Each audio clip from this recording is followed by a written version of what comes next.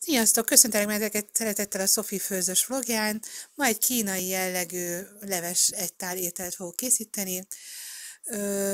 Csináltam egy húsleves alaplét, sertéshúsból és marhahúsból. A marhahúst már felcsikoztam, és ott föl egy picit még a lábasban, a húsleves alaplével.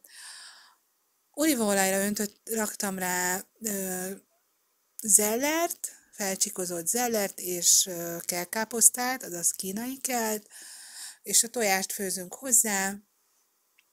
Még kicsit megsóztuk, csak egy pici sót tettünk, egy csipet sót a zöldségre, fokhagymát tettem rá, és a közepére teszünk 2 kanál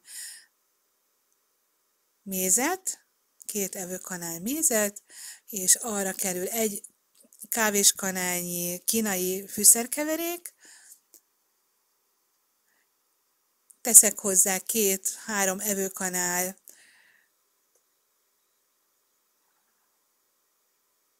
Blue Dragon szójaszószt, és 4 evőkanál paradicsomlét, vagy ha neked nincs, akkor 1 evőkanál sűrítményt.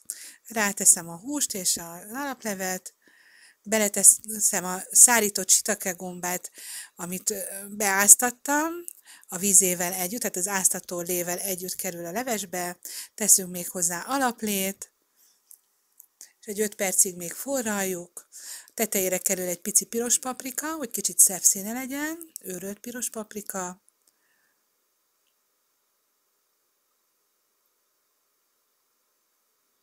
megpucoljuk közben a tojást. Tojásról van fent egy videó, hogy hogyan kell elkészíteni, hogy a tojásnak a héját gyönyörűen le tud szedni.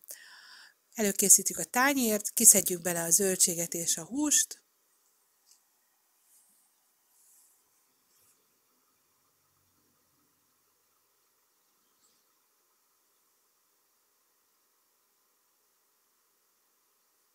És beletesszük a 2 kocka kínai tésztát.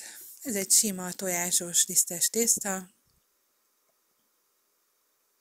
És körülbelül egy 5 percig főzzük, utána kiszedjük, kimerjük a tésztát, kicsit még felöntjük alaplével a levesünket, ugye folyamatosan forr, és így elfől és besűrűsödik, és az íze is nagyon-nagyon intenzív lesz, ezért a húsleves alaplével higítjuk egy picit, és kell még hozzá ugye lé, hogy azért a leves hatása legyen az ételnek. Szépen kimerjük a levét, rátesszük a felvágott tojásokat, és megszórjuk újhagymával, ami karikákra vágtam, és készen is vagyunk, és hát így néz ki a levesünk. Nagyon finom lett, jó étvágyat hozzá! Ha tetszett a videó, és szeretnéd segíteni vagy támogatni a munkánkat, akkor a videó alatt a recepteknél találhatók a számlaszámok, ahol ezt megteheted. Kérlek, lájkoljátok a videókat a YouTube-on, és iratkozzatok is fel, így értesültök minden újdonságról, ami a csatornán történik. Osszátok a videókat, és kövessetek a Facebookon is, és legyetek tagjai a csoportnak, aminek a neve Nagymamák békebeli retro és most divatos receptjei. Köszönöm, hogy itt voltatok, sziasztok!